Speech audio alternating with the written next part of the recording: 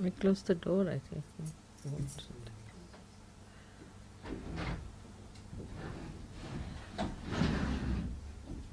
That's all.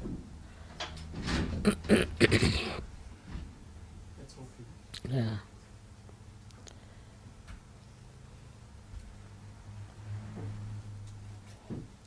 I'm happy that you all were meditating here and were trying to develop your depth. You all have depth, a very deep personality within yourself. But we have to touch that. That's very important. Because, you see, we sing, have music, that's a very good thing. We enjoy each other's company also is very good. And that's a nice thing. But we have to enjoy our own company also. By meditating, going within yourself. Now, what is the use? One may ask, Mother, now we have got realization, we have a nice life, we are enjoying ourselves, we are doing so well. The deeper you go, the deeper you touch the essences of all the things, like all the elements. When you had finished your meditation, you saw how the rain fell down, how the rain came suddenly. So rain has felt your depth, or you have felt the depth of rain. Now you know that if you light one little candle and put your finger towards it, with my photograph there, it acts, it reacts, and it gives you a flame which burns, sometimes gives you smoke, sometimes it gallops. So you have noticed that there's a reaction even in the fire. So all elements have got an effect. If a saint wants to have an effect. But first of all, you must reach your own essences. Once you reach your own essences, then you reach the essences of all the elements. And then you can handle all the elements as you like. Or you can order them as you like. First, they will act, expressing that they have been touched. Like today, the rain came, pouring down. Then, later on, you can command, and you can ask the rain to come, to work out many things. Of that kind, we have to be deep people. We have to go much deeper within ourselves, to touch our essences. That is, you know very well that all our chakras are made out of these essences. And when we go deep into ourselves, what we find that we can touch the elements very well. But while doing so, actually we move horizontally. When we start moving horizontally, at the core of it, we find that there are these essences placed. And these essences then start exciting the essences across. Like in the radio, you have seen there's ether. Now, when you speak on one side of the radio, it gets completely manifested in the essence of the ether. And then everybody can hear it. Now, when you people just give a bandhan, sometimes you find that you have communicated with another person. But that's only the essence of the ether, or we can say the subtler of the subtlest. People have only gone onto the subtler side, we can say, by science, but you go to the subtlest side, and that subtlest side gives you all these effects. Now you have seen also that in some of the photographs, suddenly you find light coming out of my head, or there's somebody shown us with a light, somebody's from the head, the light is coming. You have seen all this. This is done also by the same method, but here the deities like Vishnu Maya works out. She is very active, she works it out, she does all these things. And you know that also, that when they gave me once a beautiful crown in Switzerland, in the sky, they got the photograph of the same, very beautifully done. The crown was there, Fatima's crown, my face, my eyes and everything so clearly. All this is done by Vishnu Maya. So all the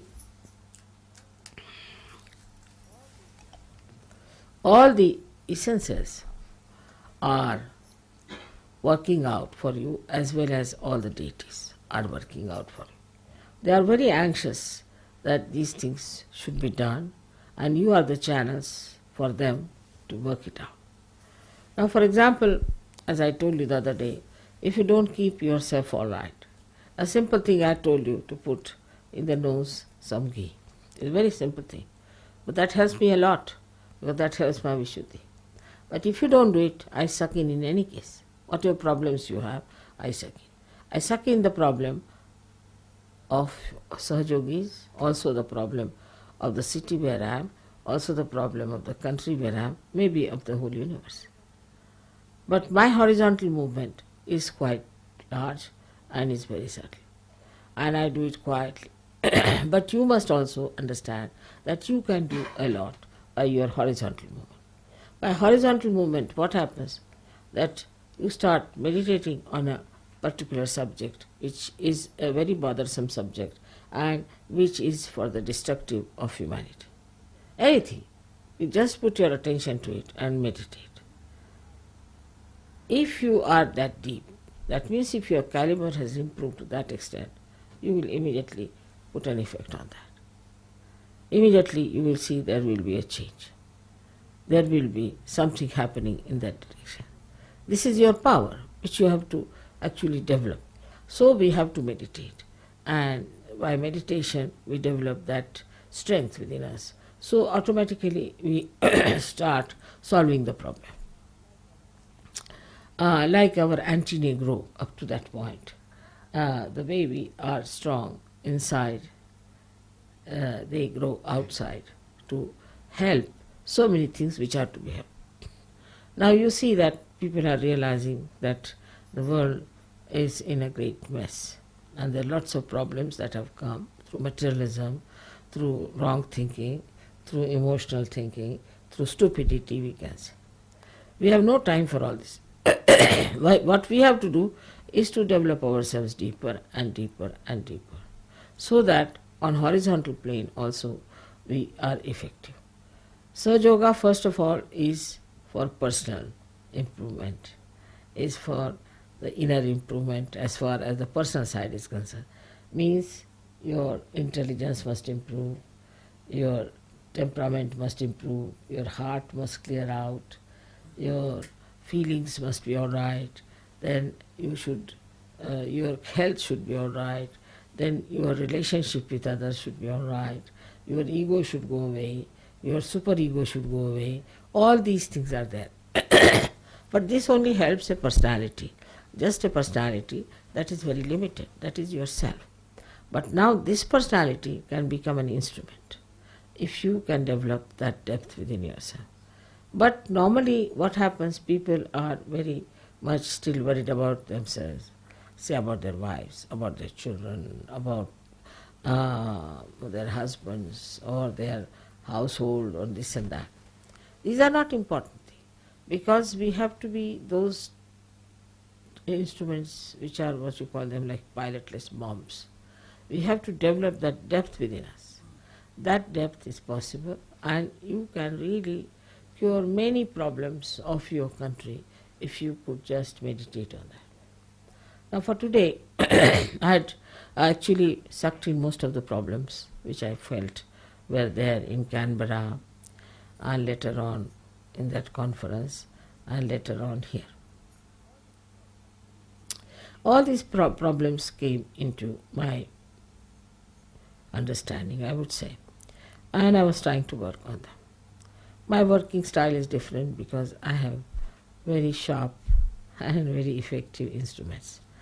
But I have to pay attention to it, and I little bit suffer also. Doesn't matter. Now for you also, it is important that you also develop those deeper feelings within you, deeper sense within you.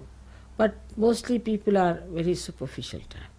They just think about their body, their impressions, how they carry themselves. At the most they think we have to be very legal minded, or we have to be at the most not drinking, not smoking, and all these things are achieved and we have achieved everything. But I think that is not so. And second point is that we think that if we love each other, if we love mother, that is the end of everything. It's not true also.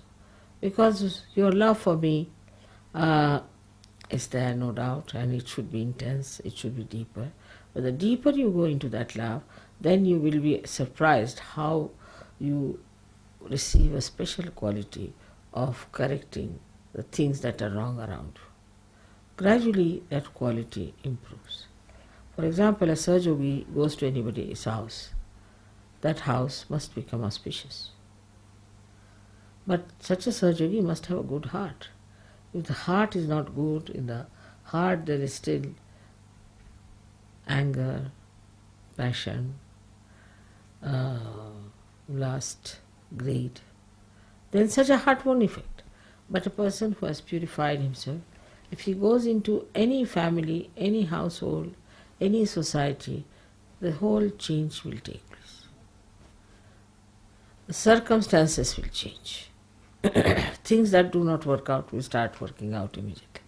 Like they said, Mother, as soon as you sent from this Sunday, everything started working out as far as the television is concerned and radio is concerned. I didn't do anything, in a way.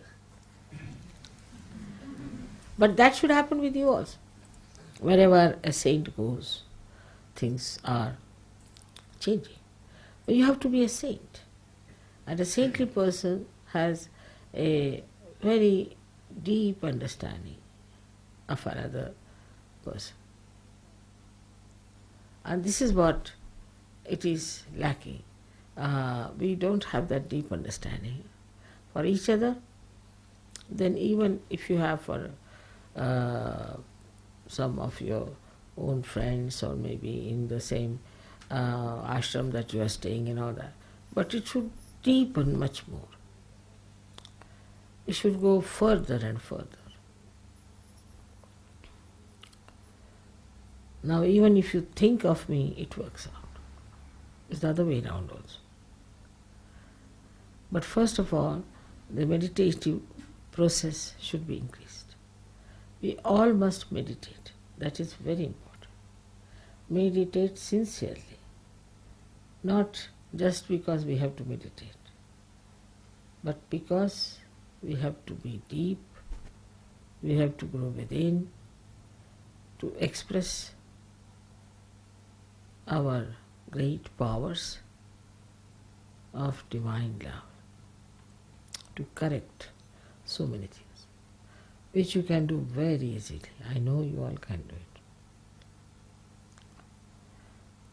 There's no need to have big degrees for that, big education for that. Nothing is needed. What is needed is a deep feeling of love for the whole universe. And that changes. All destructive forces change their course, and it is then for the constructive force. But on the whole, that works out much faster if you all do that meditation with sincerity, with intensity, with understanding. All right? May God bless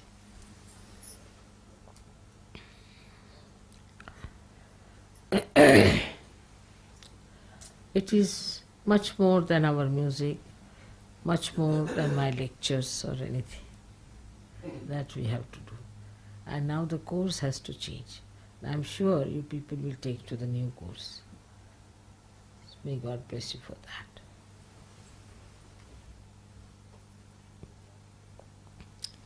Have you got any questions?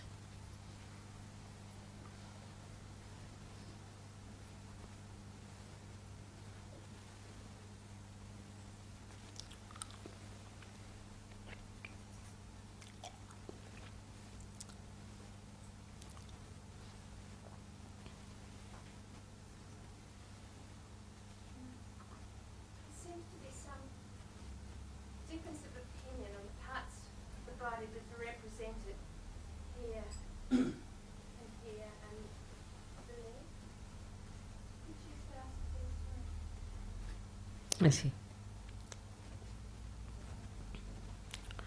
These chakras are represented outside also in our body. We can say that on our feet, as you know,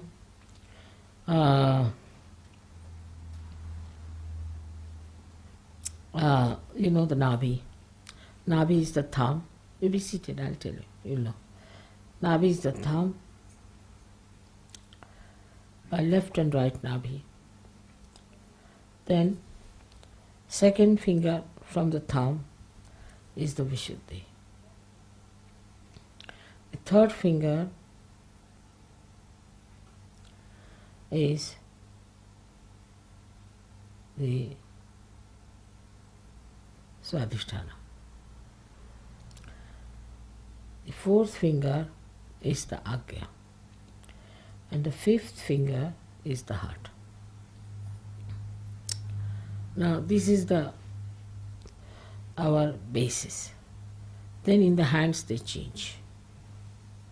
As you know, in the hands you know very well. I need not tell about the hands. Now in your hand, you can say this one here is the Lalita chakra.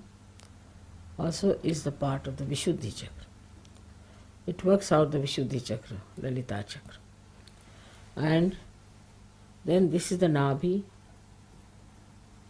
and this is the Vishuddhi. Swadhisthana is in between, you can say. Now, heart is here.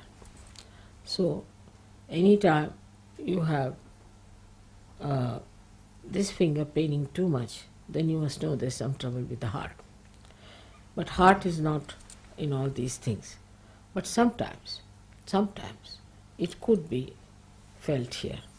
Heart chakra can be felt here with a reflection, maybe on this side. So we can do like this, is to say, Vishuddhi, heart, then Nabhi, then Swadhisthana, and then, this is Vishuddhi,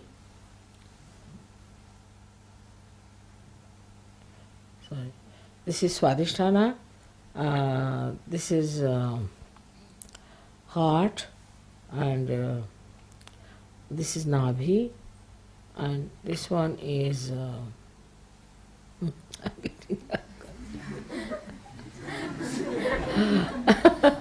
but I never use them, so I just don't.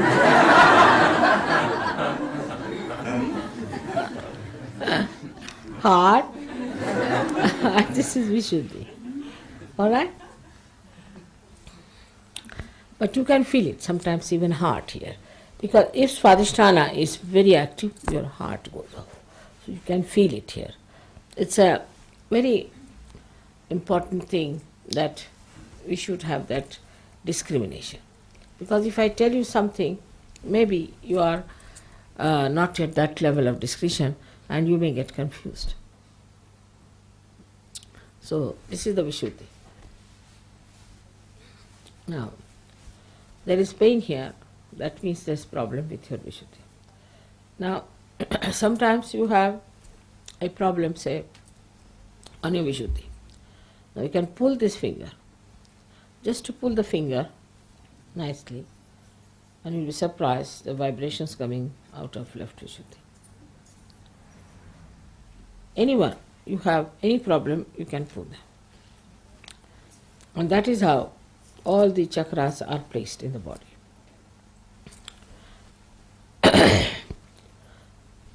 In the same way, downward if you move, this is the Nabhi, this is the Swadhisthana, both are Swadhisthana, and this is the heart, and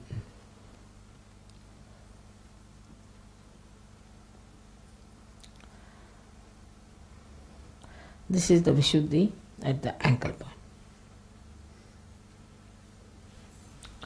This is Vishuddhi at the ankle point.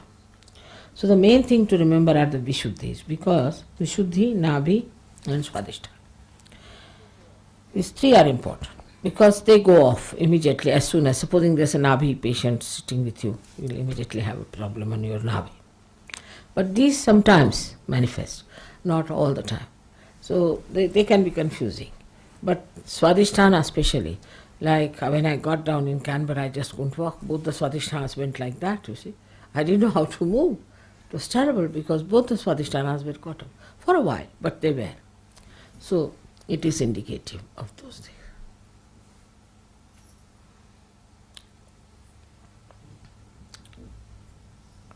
Shrimataji, could you please tell us more about Hamsa Chakra.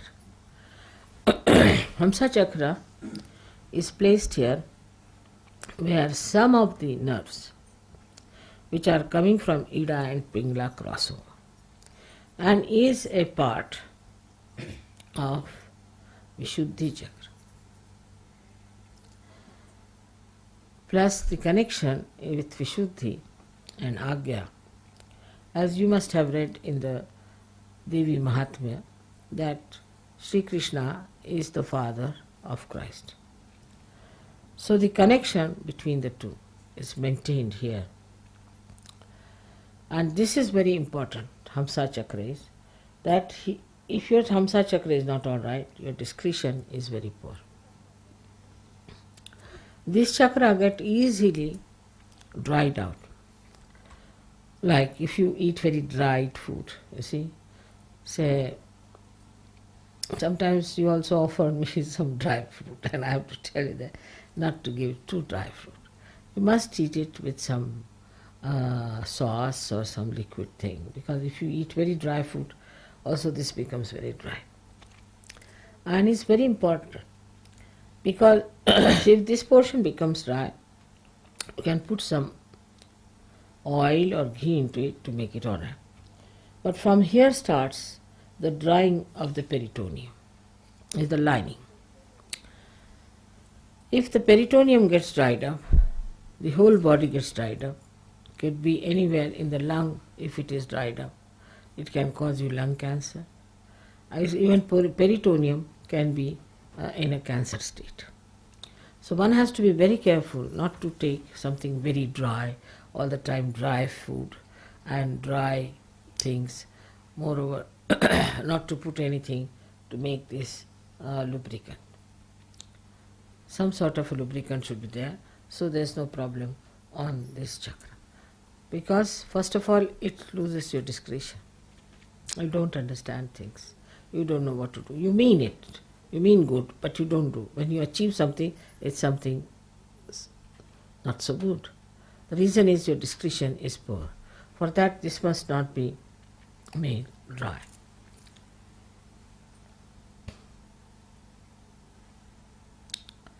I have told many a times to put some ghee every day. Get a little bottle of ghee. Keep it with you with a little dropper. You can put it in the hot water, can heat it up every day and take 2 drops in the nose in the night and in the morning time. It doesn't take much. It should be done. It's for your good. That's the only ritual I think we follow, do we? Have any other ritual? We don't even make a cross.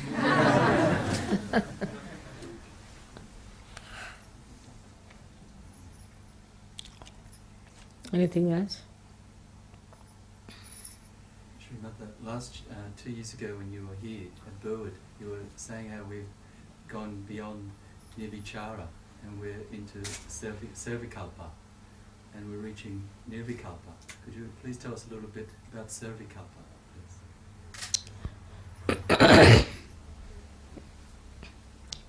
First stage is Nirvikalpa, where you become thoughtless in between. Then you become, again come to thought. Again you become thoughtless. That's a very good stage where you start. And you start growing up into that.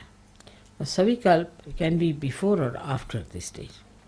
Like Savikalpa is, Vikalpa means doubt. And Savikalpa means with doubt. So you are still growing with the doubts in your mind. There are people who still grow with doubts in their mind.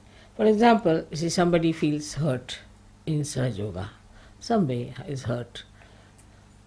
That I've been hurt in Sahaja Yoga, something, the subconscious is there.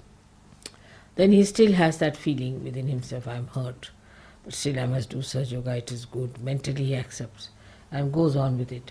So he can get into Nirvikalpa state with that. Or maybe he gets to Nirvikalpa state and then again goes to Savikalpa. That's a flashback. Could be, he can say, all right, I reach the Nirvichara, but from Nirvichara I can go to, you see, my doubts also. After all, I have my doubts about things and this and that is possible. And some people have a hidden anger within themselves or kind of a hidden feelings or hidden things which he is not very aware of. So he has all got the vikalpas with him. So with Savikalpa, Samadhi is that. So it can be after or before Nirvichara Samadhi. So I mean you go fall onto it sometime. So you have to go beyond actually Savikalpa. Because Nirvichara Samadhi is not sufficient enough. All the vikalpas, all the doubts must go away. Then you reach the state of Nirvikalpa. Then there is no doubt. There is no problem. There are many among you who are like that, who are not yet aware that they are like that. That's why I am requesting you to develop this new dimension in your creative work.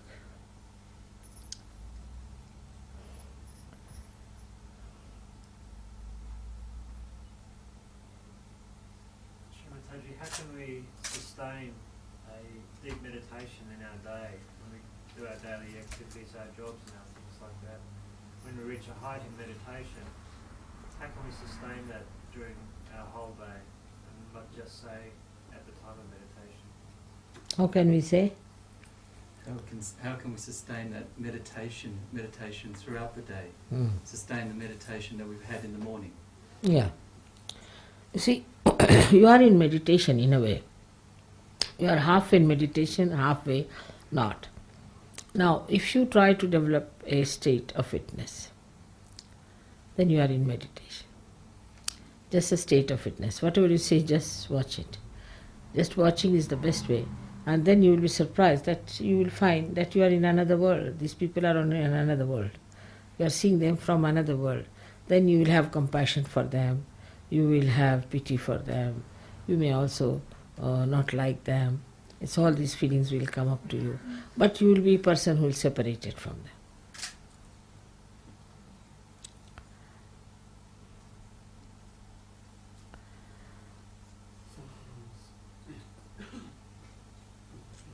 Sometimes you can feel that you, in yourself, in your centre, you are all right, but you move in circumstances that cause a disharmony in some other part of you. That is the Savikalpa state.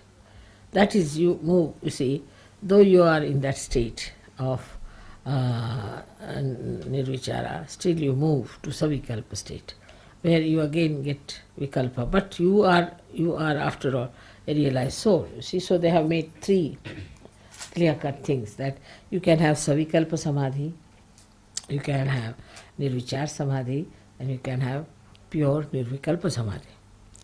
Now from even that state, you see, you can get to that. And that's what you have to cut out, is to, when you see such a situation where you get involved, then you said, this is not, then come out of it. It's a practice. A little practice can tell you. Like driving, by practice you master it in the same way. I know something is wrong, I know it is wrong, and I know that they are doing wrong, but I just keep quiet, and then they know what it was wrong, what was right.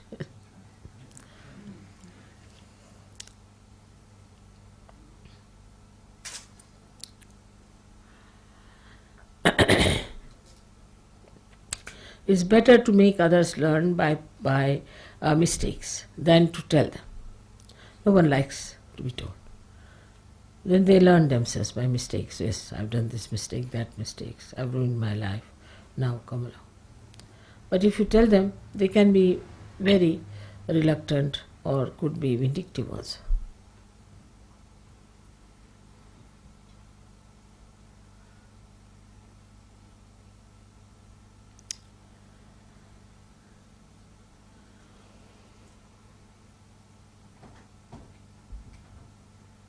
Could you tell us some more about the conscious mind? About About the conscious mind. conscious mind.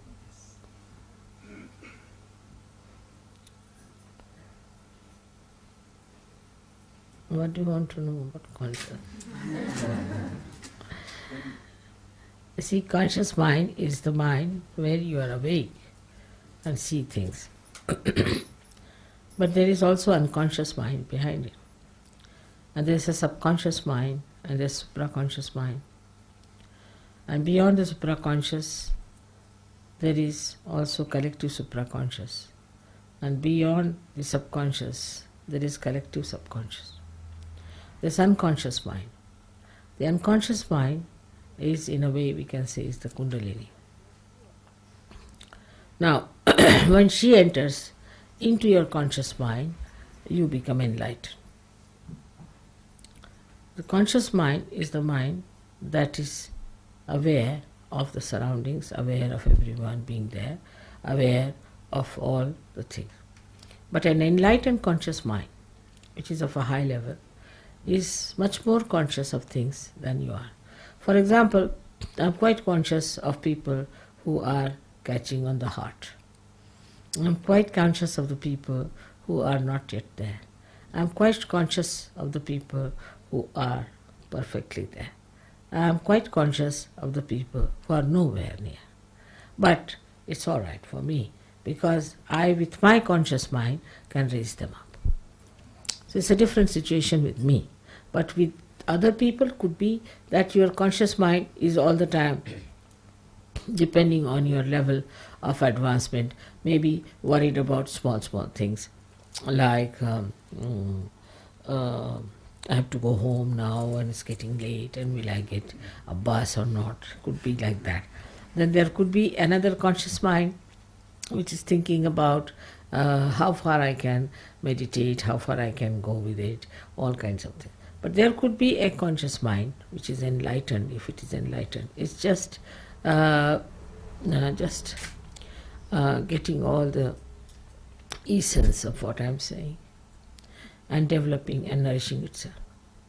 So when you are enlightened, the conscious mind is something like a tree into which the sap is now flowing.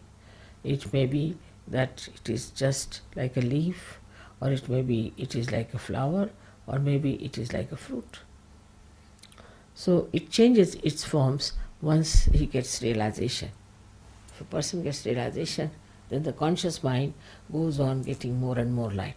Say for example, when the electricity comes, you can see this room, you can see another room, you can see another room, you can go around and see, and again you visit all the rooms, then you become aware of all the rooms, so you are conscious of all these. But in the beginning, you are just conscious of a room where you are standing, isn't it?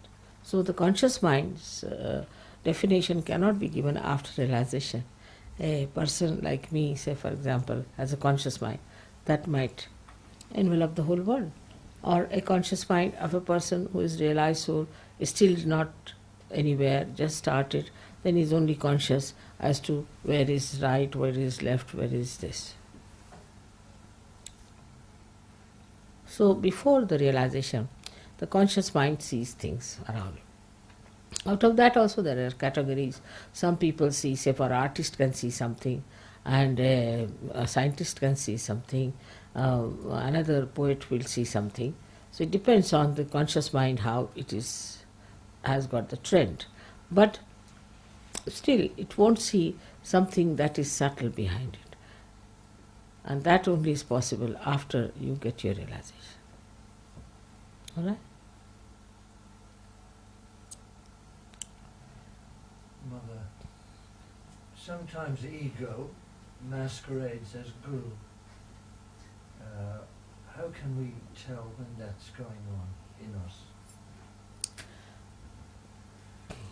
You see, when ego comes up, I don't know much about it, you see, because I haven't.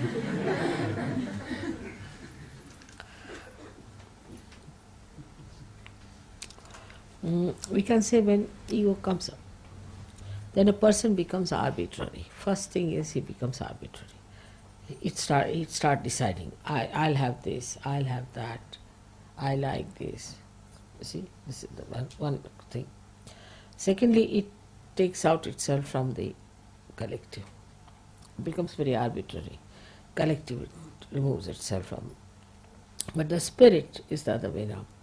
Spirit is, it cares for the collective. It doesn't become arbitrary at all. And it never says, I like, I want. I drops out.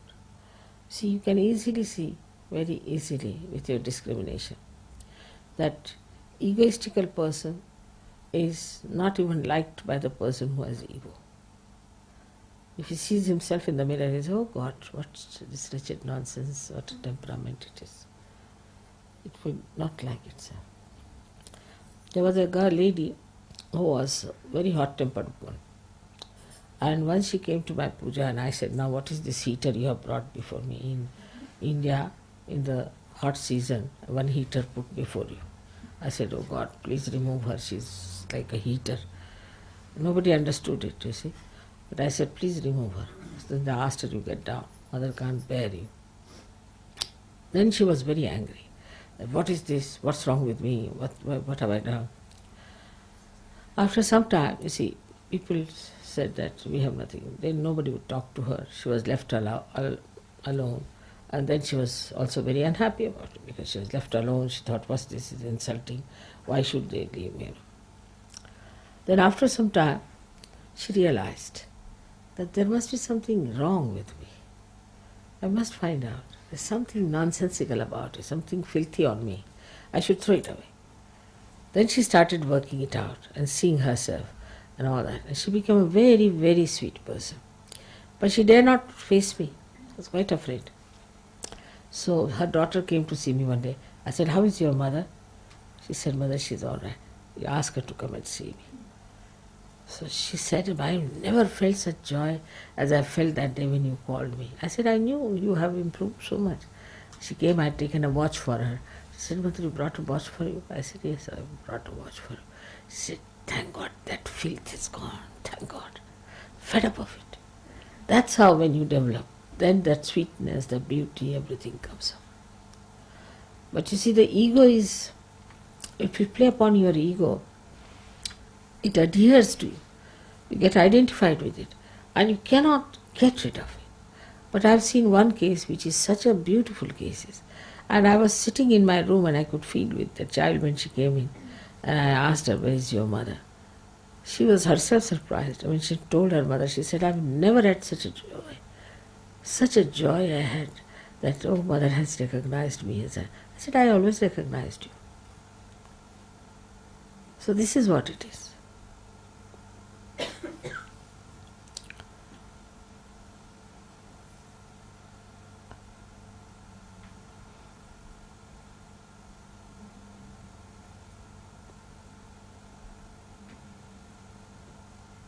The Sarastra is represented by a lotus flower. She said, You'd like to speak up. Okay. Stand up. please. The Sarastra is represented by the lotus flower. The Saraswara is represented by the lotus flower. Yeah. At the moment, is the lotus flower starting to lose its petals and the fruit develop? So that What seeds is it? may be nourished? The Saraswara is represented by the lotus. And is the lotus at the moment, is the lotus losing its petals and the fruit developing? See, it is represented as lotus because our brain is like a lotus. Actually, if you cut it horizontally, you can see as if you have cut the petals. And if you cut it vertically, you can see that around the limbic area, it is just like petals of lotus. But when you are enlightened, what happens? They swell up and they open out, and they all have beautiful colors. They look like tongues of flames. It's very beautiful. Now the Sahasrara is open, and the lotus is open, and inside you find the fruit already there, kept, which is the Agya Chakra, which is there. You can see it very clearly. Agya is yellow, yellow covered, what we say, like gold cap is the Agya there. Beautiful Agya is inside. Now the fruit of the lotus is later on we see, and I would say that is called as Bindu state, where you become a Bindu, a dot. It's a little dot, and that dot has to then grow. So it's the second stage starts when you become the fruit of the lotus.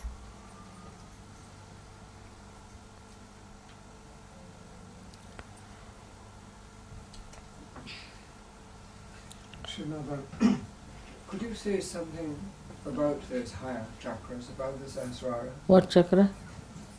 Well, I've heard people talk about the Bindu and the Adu Bindu and the higher chakras about that. You see, I don't think you should worry too much about these. There's 3 stages higher than Sahasrara.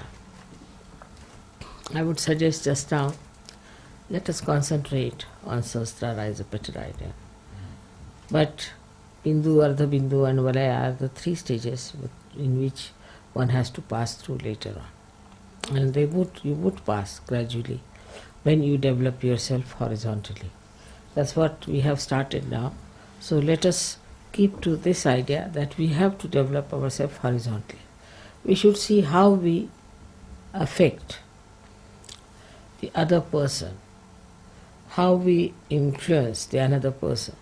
For example, some people, as if they are very egoistical and all that, they may come in contact with you, say, oh, very nice person, charming person, this, that.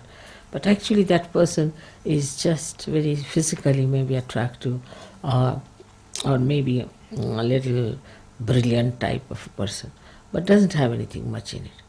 But if that person standing next to you changes the mood and temperament of another person, then you can say that this person has a spiritual personality. So let us see how you affect the nature. Flowers. You saw the miracle of the flowers that I performed for you the other day. In the same way, let us see what is the effect of your character on the trees, on your friends, or in the food that you make. Everything changes. It's very beautiful. So we have to see that, how it works out. I have known people who have never known what is poetry is. Suddenly they became poets. Some who were never musicians started singing so well. Like Christine, you know Christine, she never used to sing. She had a horrible voice. And suddenly she started singing like a cuckoo bird. So not only you, but on others, what effect is that? What others feel about you. You see how you are kind, good and sweet to others, not superficially.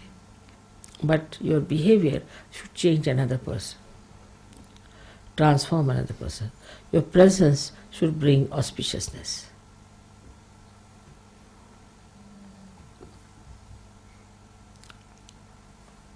Shrimataji, when we read the poems of Kavi and the saints, we feel the heart of them in their poetry and the feelings for God. How can we develop that blissful awareness and love for What the is it? bhakti? How can we develop that same heart that poets like Kabir have for you? How can we develop the same heart that these great poets have? Same heart as what? Kabir, the poet Kabir. Why not? See the handicap of Kabir. You have no handicaps. Kabir had no mother to tell him, no mother to love him, to look after him and tell him all these things. He had a guru. If you know Kabir's life, Kabir wanted to become the disciple of Ramananda Swami. But he was a Muslim or low caste or whatever it is. So he could not reach Ramananda Swami. The disciples would not allow him to go near Ramananda Swami. So one day Kabira went and slept on the steps of the river Ganges whole night in the cold, waiting for Ramananda Swami to come, because he used to always pass the same way, and his feet fell on Kabira, and he said, "Oh my child, what are you doing here?" So Kabira got up and he said, "Sir, you have accepted me as your disciple today." He said, "Yes, I have." And then Ramananda Swami took him and he trained him into something great. You don't have these handicaps. Kabira never had anybody to support him or help him around. Actually, single-handed, he fought the whole world. Horrible people were around him. Even today, those who are in his place, in Patna, and all places where he lived, I was surprised that he described Kundalini as Surati, and they described tobacco as Surati. Such horrible, nonsensical people making fun of everything. There Kabira lived and developed that heart. You don't have all these handicaps at all. You all speak the same language, you live with the same ideas, you have your own mother to tell you everything, so you can develop the same heart as Kabira had. Mother, when I meditate, sometimes I can see beautiful, like a massive flower coming out of the head, or a beautiful sort of a goldy, almost like a vase. And I've been asking people, and I don't know. They don't know really the answer, and I don't know either. But I have not taken. No, that's the Kundalini that you see. It's like a telescope. You see, like a goldenish, yellowish, sort of like a heated iron. It's like a furnace. Yes, a furnace, like a furnace. That's the Kundalini you see. That's a good thing to see. But when you see, you are not there. So it's better is not to see that and be, yeah. But what you see is that, is the Kundalini. It's good. I mean, seeing is very good, but go beyond it. Say, I don't want to see it, now I want to enter into it. Yes, last night, for instance, I was sleeping with my little girl, and in her bed she asked me to come, and we meditated, and it was enormous. And I suddenly woke up. In your dream you saw? I don't know whether it was a dream or whether I was still meditating, but... In dream if you see is very good, but otherwise in meditation you should not see it. In the dream if you see is very good. It's the Kundalini itself, it's like a furnace, it looks like a silent burning furnace. Sometimes like fireworks, it's Yes. quite beautiful. But you shouldn't see it anymore. Right. Huh? Try to avoid. Srimataji, could you just say something about pure attention, please? Pure? Pure attention, how we purify our attention, how we sort of look beyond the human form and the differences between each other. Could you Pure just say a little about attention. You see, your attention gets spoiled. That when you put attention, say I put attention onto this glass, then I start thinking about this glass, that oh, it's a beautiful glass. So now it's a very beautifully done one. Now somehow or other I should manage to steal it.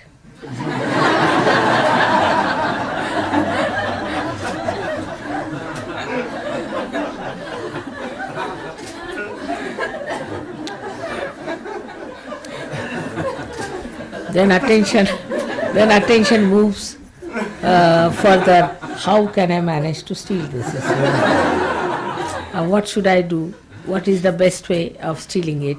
And all those things. So the attention goes, you see, into problems and problems. Because I have got for this a greed. I develop a greed. How I developed? Because, you see, supposing I put my attention to it, and then a thought starts from there coming to me, a reaction as such. This gives you a reaction. Then you start seeing a beautiful Ganesha there.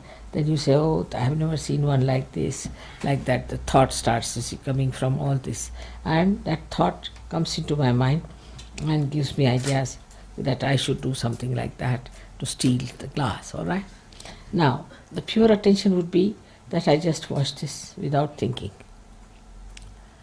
Anywhere that your attention goes and you start sort of getting involved into it or getting attached to it, you should try to just watch it without thinking, go into thoughtless awareness. Then you enjoy it the most. Now say for example these carpets are very nice.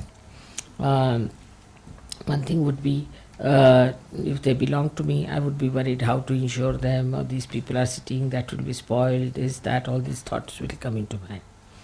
Supposing these belong to you, then I'll think how to manage to take them with me somehow.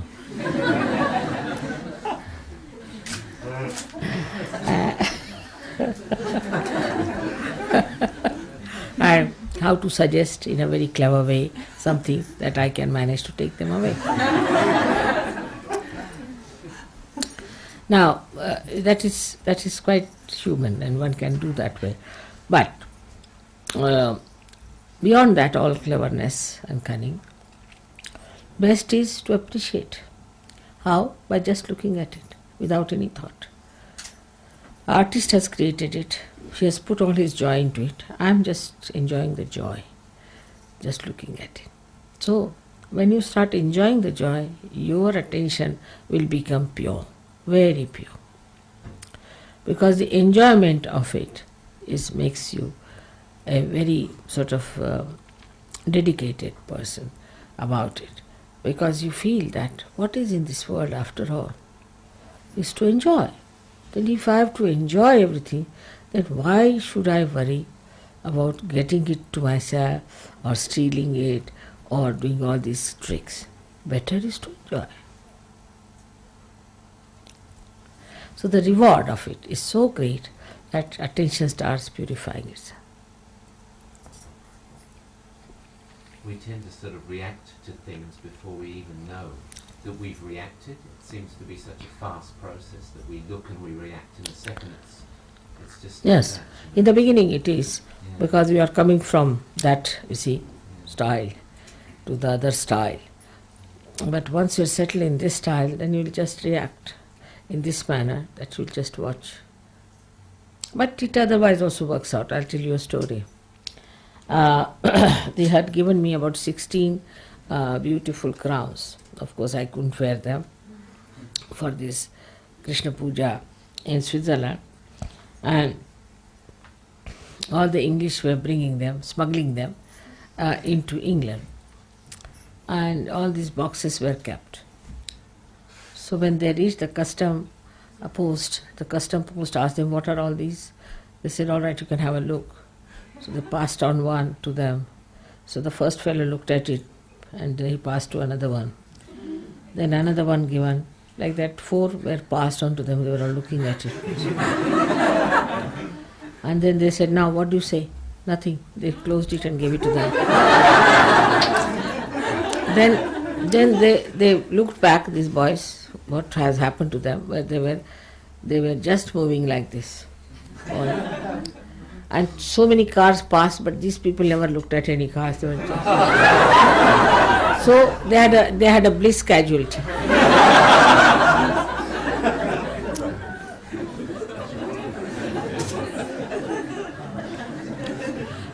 Also this can happen. Bliss casualty.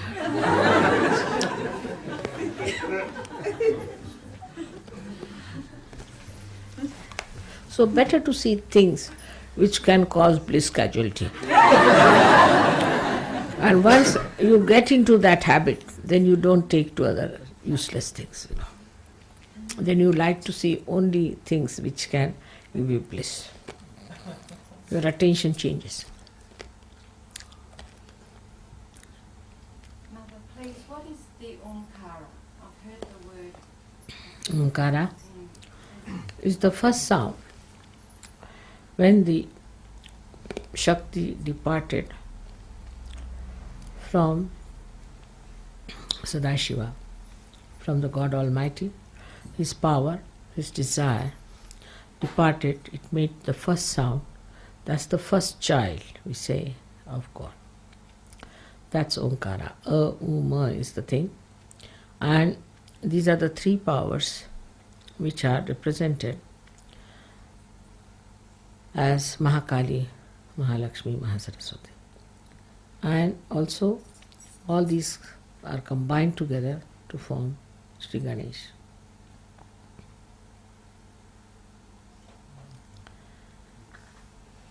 Mother, what is your vision for Sahaja Yoga? What is the? Your vision for Sahaja Yoga. What is your vision for Sahaja Yoga?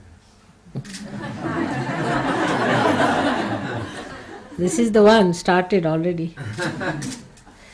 My vision for Sahaja Yoga is that all the good people, righteous people, God-loving people will rise above all that is useless, worldly, and reside in the heavens with all the blessings of God forever and ever.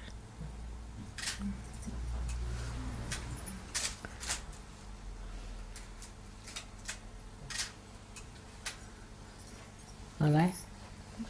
We can have a music, because without that you won't feel it is complete. I'll sing a song. Is John smiling